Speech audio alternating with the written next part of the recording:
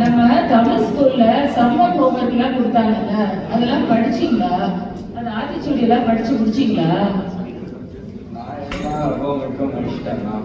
நானும் எல்லா ஆத்திச்சூடியும் படிச்சு முடிச்சிட்டேன். எல்லா ஆத்திச்சூடியும் படிச்சிட்டியா? நீங்க சொல்லு பார்க்கலாம். அரபு செய்ய விருந்து, ஆறு வந்து சினம், இயல் வந்து கருவே, ஈ வந்து விளக்கே. அச்சம் தவிர, ஆண்மை தவிர, உடலினை உறுதி செய், ஏறு போல் நட. அண்ணா, இது என்ன புதுசா இருக்கு? இது புது ஆத்திச்சூடி, இது பாரதியார் எழுதியது. நீ சொன்னது ஔவையார் எழுதிய ஆத்திச்சூடி, நீ அண்ணா சொன்னது பாரதியார் எழுதியது. ஓ, இது எனக்கு தெரியவே தெரியாது. நான் பாரதியார் எழுதின ஆத்திச்சூடியும் படிச்சு முடிச்சிட்டேன். படி படி எல்லாமே படி. ஆனா பாரதியார் ஏன் ஆத்திச்சூடி எழுதினாரு? இது ஒரு நல்ல கேள்வி. ஏன் எழுதியிருப்பாரு? இது அவர்கிட்ட தான் கேட்கணும். சரி சரி, வா கூகுள் வழியா அவர்கிட்ட போய் கேட்போம்.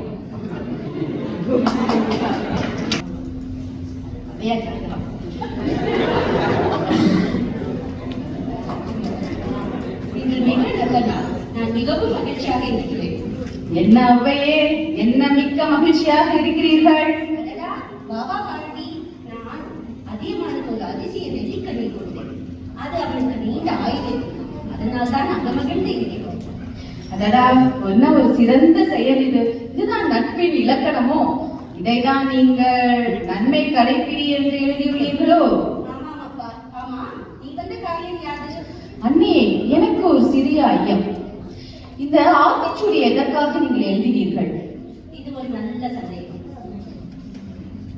சொல்லுங்கள் அம்மா. நம் மக்களுக்கு எப்பொழுதுமே நல்ல அறிவுரைகளை எளிமையான முறையில் சொல்லிக்கொண்டே இருக்க வேண்டும்.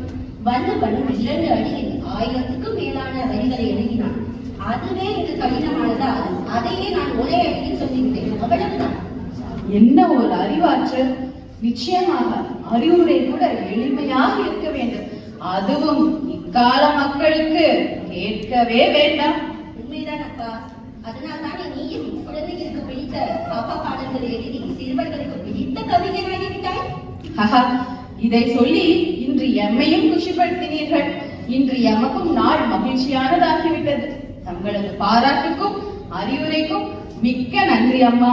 சென்று வருகிறேன். சரி பாரதி, தமிழின் ஆசிகள் உனக்கு.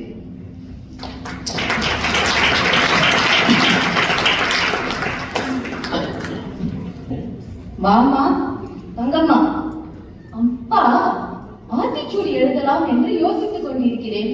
அதுதான் ஏற்கனவே இருக்கே அப்பா. நீங்கள் மறுபடியும் எழுத போகிறீர்களா?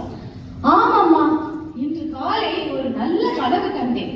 அதில் அத்தை அன்னையிடம் பேச வந்தது. அப்பொழுது அன்னை சொன்னார், அறிவுரையை எளிமையாக எழுத வேண்டும் என்று. அதனால் இக்காலத்திற்கேற்ப நறுக்கென்று எழுதப் போகிறேன். அருமை அப்பா, நீங்கள் என்னிடம்தான் முதலில் காட்ட வேண்டும். நிச்சயம் என் அருமை மகளே.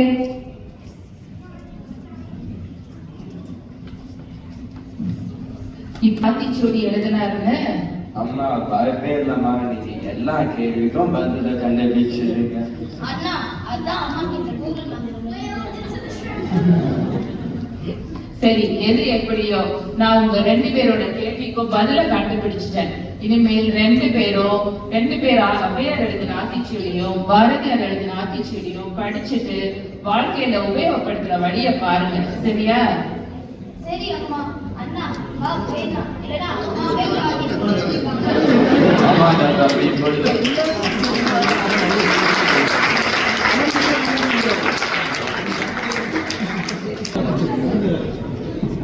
இன்று வந்து ஔவையாக சாந்தி ஜெயபிரகாஷ், அம்மாவாக சுனிதா ஜோதிலிங்க, அண்ணாவாக விக்னேஷ் ஜோதிலிங்க, தம்பியாக ஆதர்ஷ்வாக மோகன்குமார், தங்கம்மா பாரதிய மகளாக ஸ்ருதி ஜெயபிரகாஷ், பாரதியாக நான் ஸ்ரீதர்.